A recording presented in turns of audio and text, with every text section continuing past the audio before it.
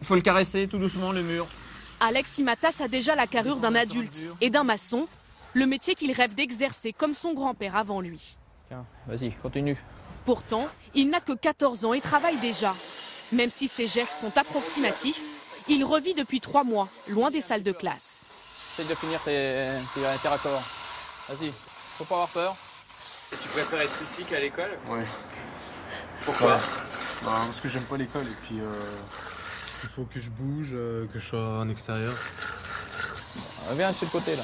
Embaucher un jeune à 14 ans, pour son patron, ce n'est pas un problème. Il faut qu'il soit assez mature quand même au niveau de l'esprit et puis qu'il soit très volontaire, quoi.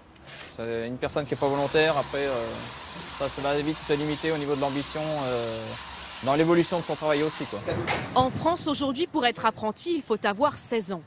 Mais Alex Imatas a pu bénéficier d'une dérogation en rejoignant les Compagnons du Devoir. 14 ans, est-ce vraiment l'âge pour apprendre un métier et quitter définitivement l'école? C'est ce que voudraient certains députés. L'Assemblée examine demain une proposition de loi en ce sens. À Bobigny, Anis, Telmo, Houssen et Riyad ont 15 ans. Ils sont en classe de pré-apprentissage. La moitié du temps à l'école, l'autre en stage pratique. Et ce matin, c'est pâtisserie. Une couche de biscuits avec de la crème mousse. Ensuite, on a fait les crêpes qu'on va recouvrir. Et ensuite, on met nos décorations. Beaucoup étaient en décrochage scolaire avant d'arriver ici. L'apprentissage, c'est pour eux une deuxième chance. Riyad Bouchoucha aurait bien aimé commencer à 14 ans. Je voulais déjà avant, sauf que c'était pas du tout possible. Donc, j'allais à l'école, j'aimais pas du tout ça. Donc, je travaillais pas, je faisais un peu des bêtises. Maintenant, plus du tout. Enfin, quasiment plus. Donc, du coup, mes parents, ils sont contents, ils me le disent. Ça me fait plaisir.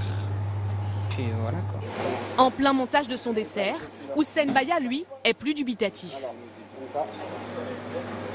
À 14 ans, je pense pas que je serai prêt. Hein. Parce qu'il n'y a pas que la pâtisserie qui compte. Il y a aussi l'école. Il y a le français. Et sinon, je ne serai pas prêt à 14 ans.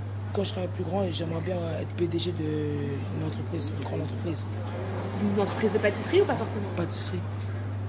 Au total, ils sont 50 inscrits dans ce cursus. Et les résultats sont là. 80% d'entre eux continuent vers un CAP en alternance. Tu deviendras un pâtissier et tu vas créer ta boîte. Ça, c'est bien, ça. Et en cours théorique, Ouvrir le pré-apprentissage des 14 ans, le directeur ne serait pas contre. Il peut accueillir 3000 personnes et il est loin de faire le plein. Bien sûr, j'ai mis 400 places de libre. Bien sûr, et je ne comprends pas, ça fait des années que j'alerte tout le monde et personne ne bouge, donc je ne sais pas comment il faut le dire. On pourrait prendre demain 400-500 gamins sans problème. Mais encore faut-il que ces jeunes trouvent une place en entreprise. Immature, trop jeune, pas toujours fiable. En Alsace, ce patron d'une PME d'électricité n'est pas prêt à embaucher dès 14 ans. Ma première réaction, c'est de dire oui, je vais prendre des jeunes. Mais après, il me suffit de regarder le code du travail. Il suffit de voir la liste des règles essentielles quand on accueille des moins de 18 ans dans l'entreprise. Pour lui, le manque d'apprentis en France n'est pas lié à l'âge, mais à la lourdeur du code du travail.